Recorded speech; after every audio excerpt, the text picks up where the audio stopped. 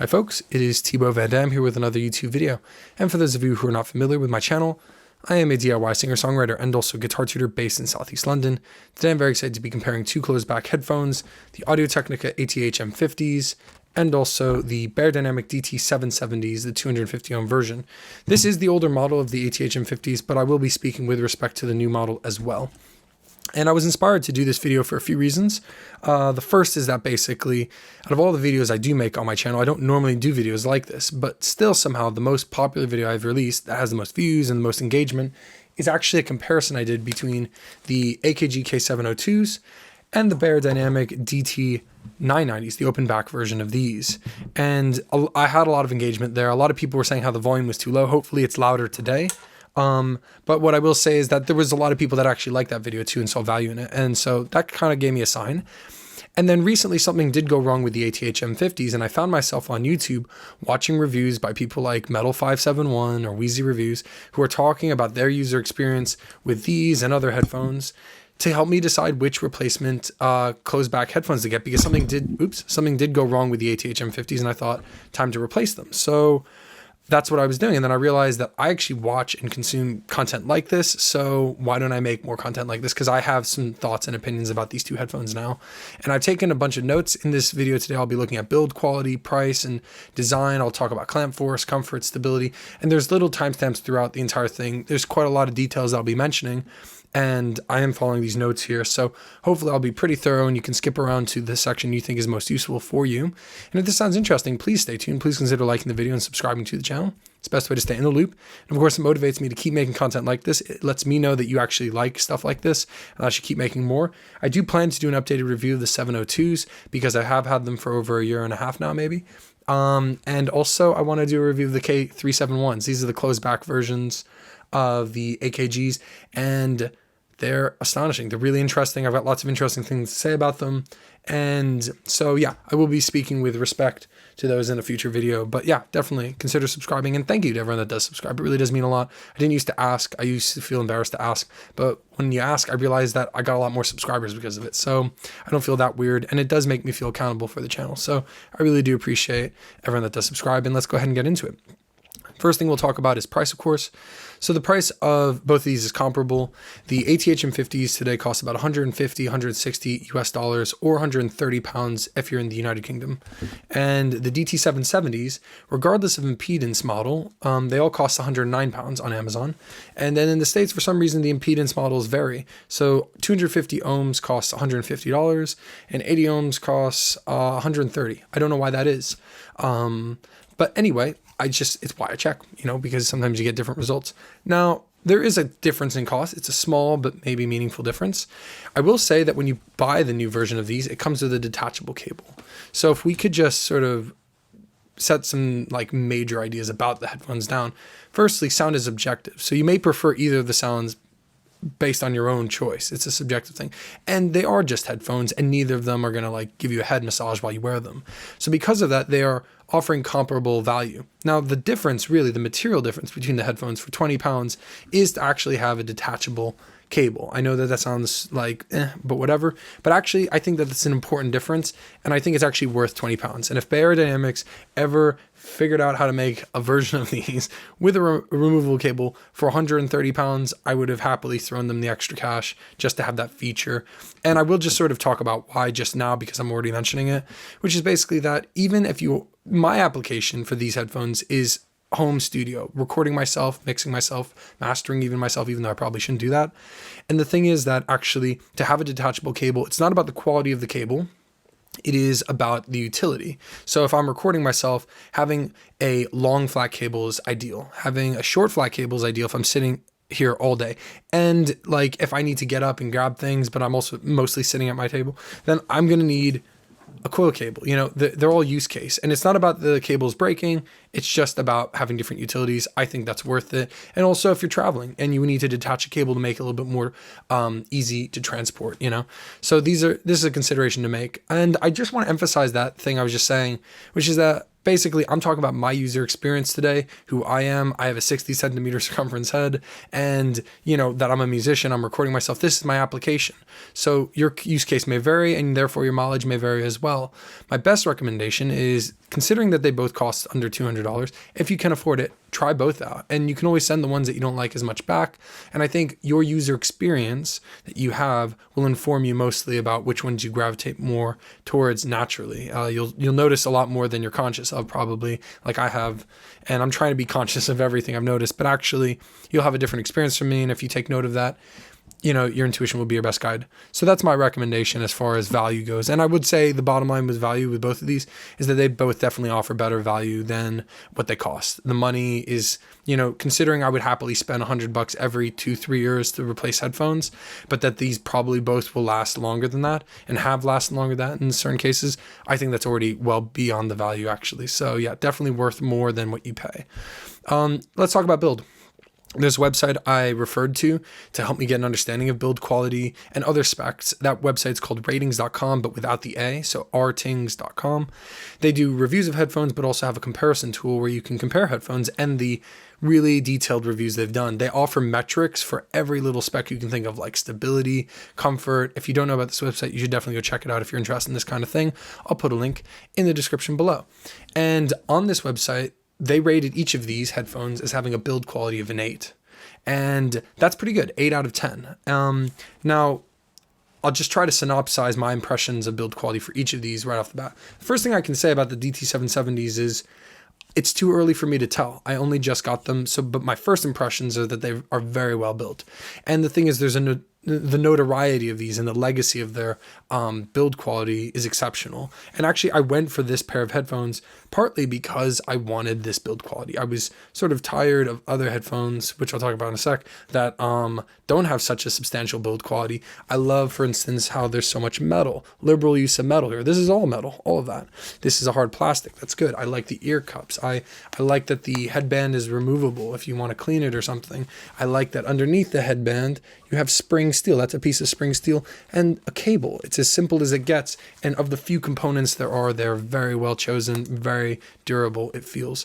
And they feel serious. And my user experience as someone that is trying to motivate myself, be like working in my own room to get things done, when I pick these up, I feel like I'm getting ready to do something serious, even if it's just watching an episode of The Office. So I love that. And I would at least give them an 8 for build quality. But then another thing that I love about this company is that the legacy of the 770s is so strong that they have an infrastructure of manufacturer built, affordable replacement parts. So if you go on Amazon, you can find replacement pads, replacement drivers, replacement headband, replacement cable, whatever, anything you name it, you can get it. And so not only will these last a long time, I'm pretty sure, but if something goes wrong with them in the future, then I will be able to fix them, and it makes it cost effective to fix. So I love that.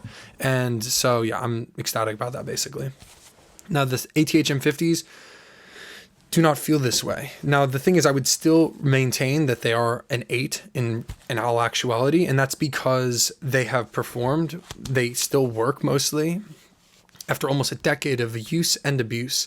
And something did break on these, but the thing is that I wasn't surprised. If anything, I was relieved that something broke, because since day one, I always thought something was going to break. And this is why. I'll just show you. Listen to that sound. It sounds cheap to me. And where you see metal, they advertise them like this, right? You say, ooh, metal, doesn't that look nice? Backed by plastic. The new model is still the same like that. It's also backed by plastic. Speaking of longevity, there are no user replaceable parts. You can't replace the headband. You can't replace the yokes, nothing, without going through their customer care thing. It's a whole song and dance, if you want to get something replaced on these.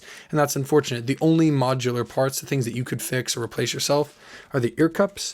And on the new model, the replaceable cable, which again, I like that, but I wish that there was more to it than just that.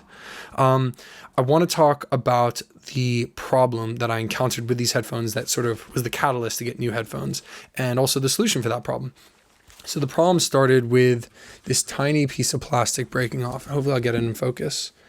This broke off the headphones. And if you can believe it, this is all it took to essentially render these useless. And that piece came from the hinge. The hinge is here. This is the notorious hinge problem of the ATH M50s and M50Xs. This design is still the same. So basically what that hinge does is that little piece blocks them from overextending. So when you put them on, they don't do this.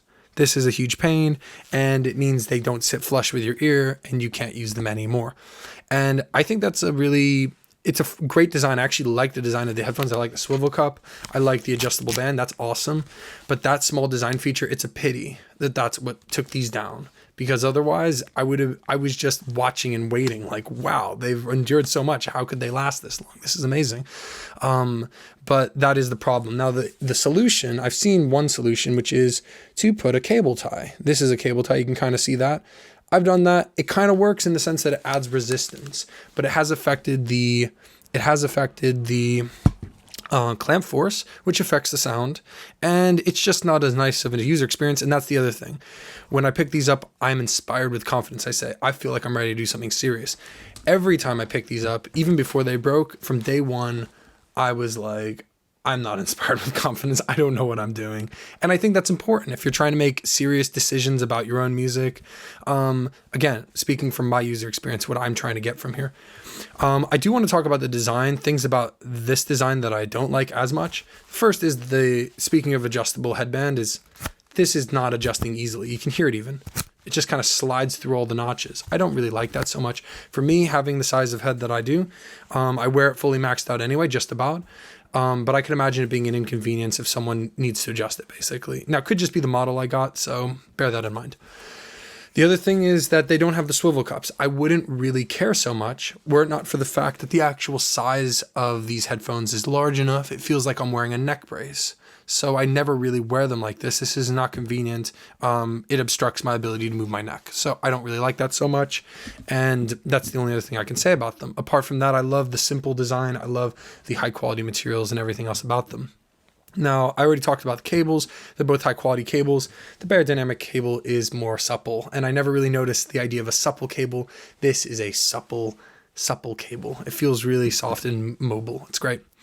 Let's talk about clamp force. This is important, and clamp force relates to comfort, stability, and leak and isolation. So I'll try to knock all these out fairly quick. The clamp force of the Dt770s is 1.3 pounds according to ratings.com, and the clamp force of these ATH M50s, even the new models, the M50Xs, is 1 pound of clamp force. And so the difference between this is 30%. And you'd think, oh, you feel these 30% more. And the weird thing is you don't really. And so to synopsize, these are better for stability, isolation, and also preventing leak. And they are actually more comfortable, if you can believe it. And this is why. It has to do with the actual pads. So the pads here, you can see they're this really nice velour material, very soft. And I know you've probably seen videos of people talking about that, but they are soft and nice. I like the velour material. It means that even though my ears get a little warm, they don't get hot and sticky and just uncomfortable. And because they are truly over ear, they go over my ear and around. The pressure, although it is higher, is more evenly distributed, and because it doesn't push anywhere on my sensitive ears, that I find that they're actually more comfortable. And that says just about everything you need to know about the ATH M50s. The ear cups are not actually over ear. I have seen photos of the new ear cups. They look like they're a little bit bigger on the inside. I don't know if they are in fact bigger. Let me know in the comments below if you have a pair of the new models, if you think that they truly go over your ear. But what I will say is the faux leather, or possibly even real leather, is still there, and it still gets hot, it still gets sticky. And because for me, these were not over ear, but on ear, they were pushing down, and even 1 pound of clamp force still felt more painful on my ears, just because they're actually pushing on my ear itself. And the result is, because of then subsequently the lower clamp force, you have worse stability, worse leak, you get more sound coming out, and you get worse isolation, more sounds coming in. And so, yeah, it sort of just says that these are just basically better. I want to talk about sound. So sound is important, obviously. Now, sound, there's lots of different ways to think about it. My investigation into the sound of these, because these are the new ones and these are the ones I already know so well, is to look at impedance. That's the big difference between the two. And the video I found on YouTube that really opened my eyes about impedance, helped me understand and helped me choose to get the 250 ohm version of these, was a video by someone named Julian. I hope I'm saying their name right. They did a video, interestingly, not about headphone impedance, but actually about the headphone amps on the interface that I use, the Audient ID44 Mark I. And so what I can say is that if you have an entry-level interface, you will probably be able to drive any of these headphones at least up into 250 ohms without a problem. But the important takeaways, there are a few takeaways that I got from this video. Firstly, what Julian Krause had to say about this interface is that it is a high impedance output, which means it's better matched towards high impedance headphones. That was an inspiring thing to note, basically. It basically told me that this interface is better suited towards high impedance headphones. Therefore, impedance matching is a factor more in the conversation of headphone impedance than just whether or not the headphones have a high or low impedance. So these will work on my interface at being at 32 or 38 ohms, but actually that they are better suited, I think, towards things like a phone or other things. They work still fine on my interface though.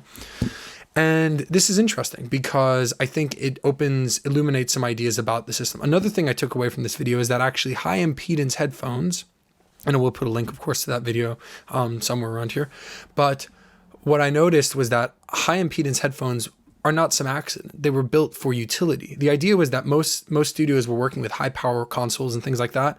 When you plugged into them, you were receiving a lot of power. If you had really low impedance headphones, you could actually break the drivers if you weren't careful, or even hurt your ears if you were wearing them, just because the headphone amp was just a bit too high. It could be at 5 or something, and it would blow up, your headphones.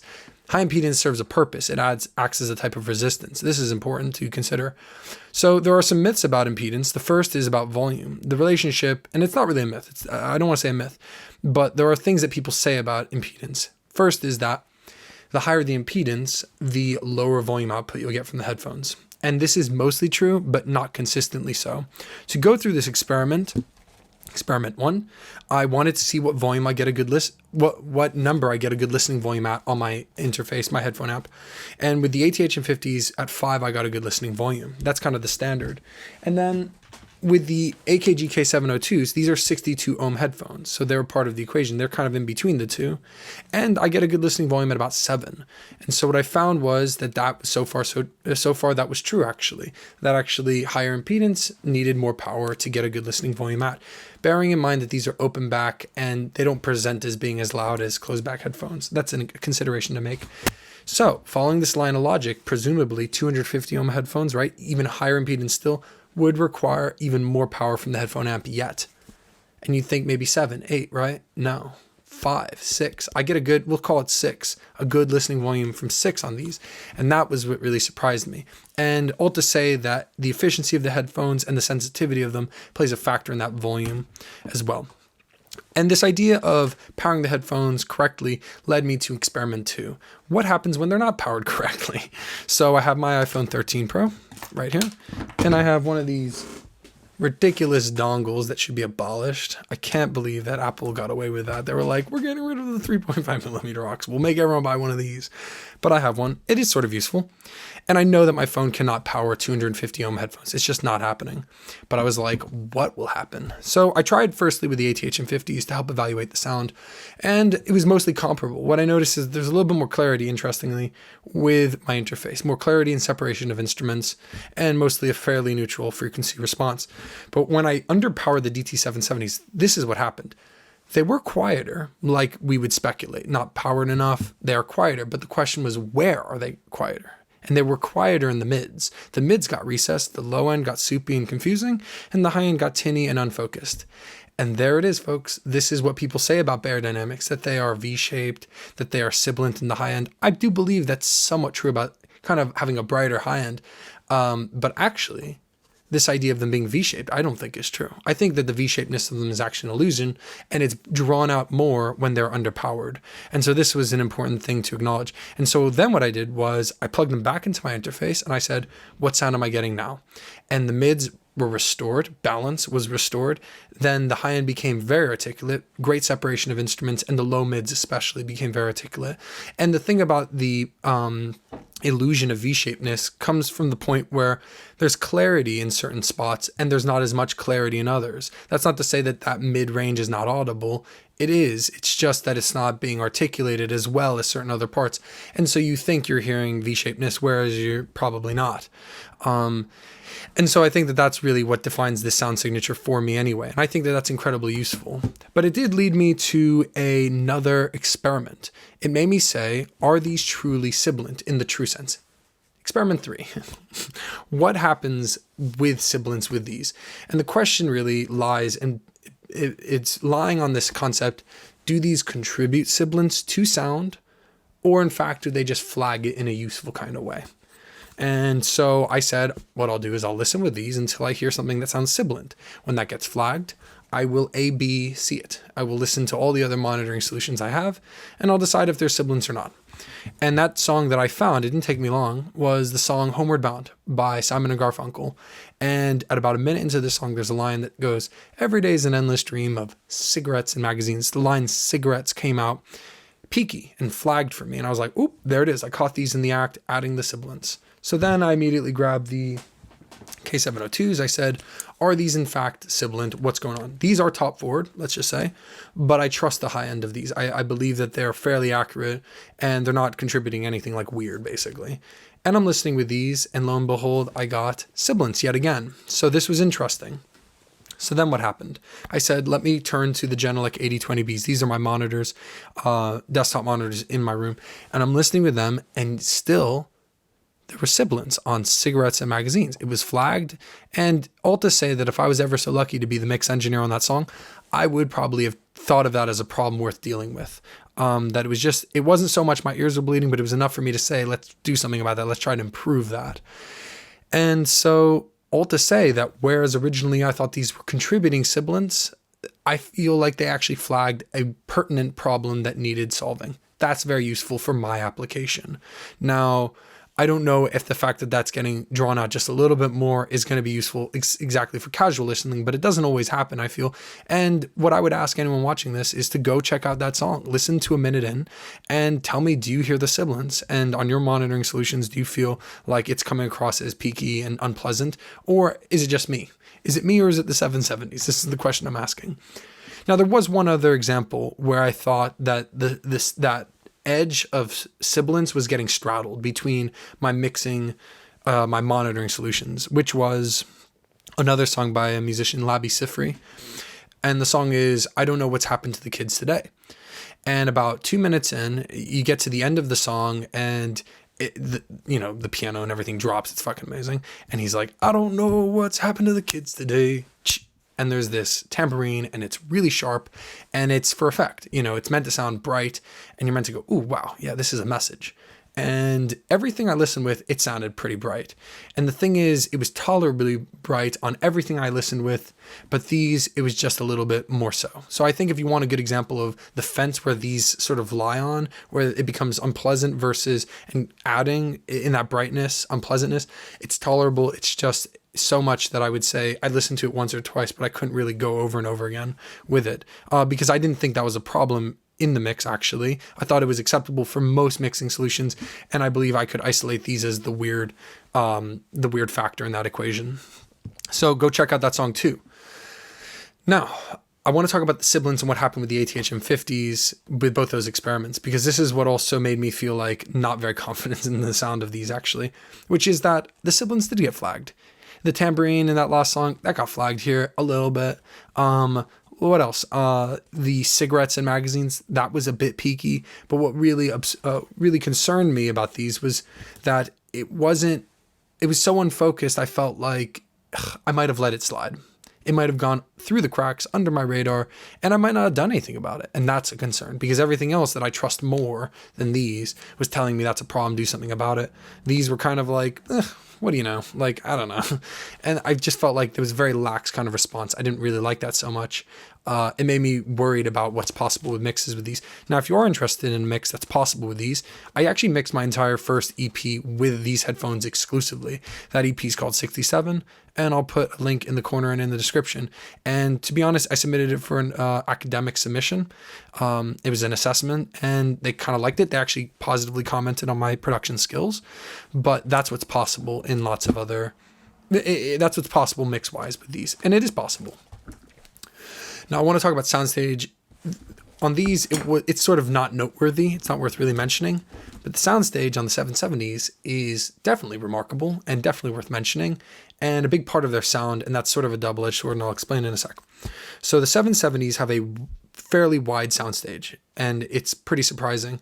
And what blew my mind most about it was how comparable they were to the DT990s. They were very reminiscent of the 990s, the open back version. And for me, to get this kind of positive leak and isolation, this kind of good quality with the closed back headphones, but to still get the soundstage, I felt like I was cheating a bit. And actually, when you go to ratings.com, you look at the specs for the soundstage of the DT990s and the DT770s. These are 6, and those are ranked at a 6.9. And so they are within one of each other, and that feels correct to me. I would agree with that rating.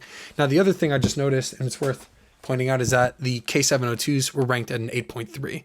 And so all to say that the 770s are closer to the 990s in soundstage than the 990s are to the 702s. And that's probably one of the many reasons why I chose these over the 990s.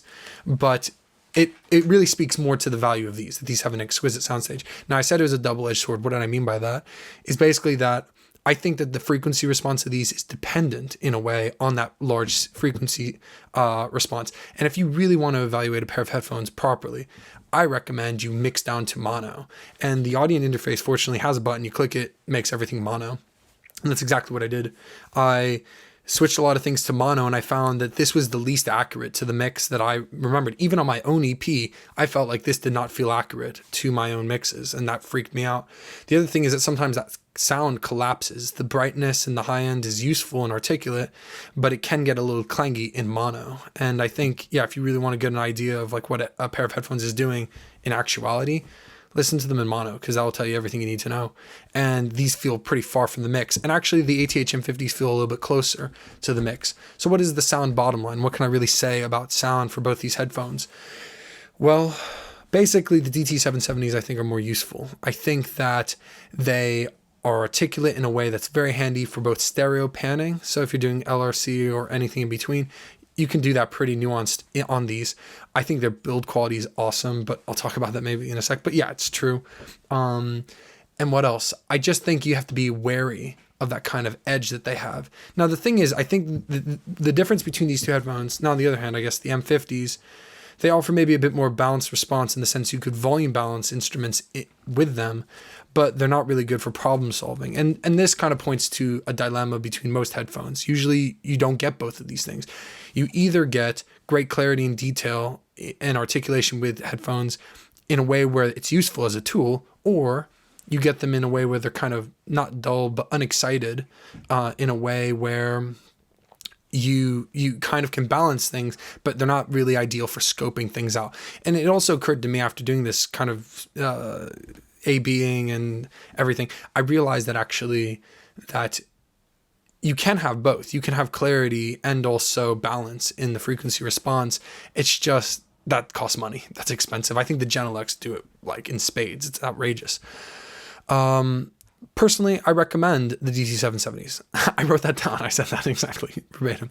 They're more durable. They feel more professional. For someone that has to be self-motivated, these make me feel like I'm taking myself seriously. I love that. Even for casual listening, I think that they're actually really cool when they're properly driven. That's a key element. And I don't know what other systems would drive these correctly. This is a mid-range kind of interface, so bear that in mind. But things like Men I Trust, anything from the 70s, a lot of stuff sounds really good on these, so I would say that. Provided you have monitors, if you are a DIY musician like myself, if you have monitors for volume balancing, these are a welcome addition to the mix process because they're going to help you find problems like that really fast. Now, the ATH M50s, on the other hand, it's very hard to recommend them because of the 371s, because I think the 371s are basically a shoo-in for these, but just offer a little bit more value in different ways. I'll talk about those separately. The only time I would really recommend the ATH M50s is if you do prefer the way they look, or I don't know, that detachable cable is meaningful. But if I was deciding between the two, I wouldn't really hesitate. I would say to try the Dt770s, or as I said at the beginning of the video, try them both. See which ones you actually prefer in practice, because I think your intuition will be your best guide. And that's kind of my 2 cents on the matter, or my 29 minutes worth. Let me know what you think in the comments below. I am aware, of course, of the DT700s with the removable cable. I just think it's a cross grade. But if you have those, let me know in the comments below as well. And thanks for watching. I really appreciate taking the time. And let me know if you liked the video. Give me a thumbs up. Remember to subscribe. I'll see you at the next one, where I'll probably be looking at the K702s. And check out that series I'm doing about practical guitar music theory. We're about to look at functional harmony. It's really exciting. And ciao for now. I'll see you at the next one.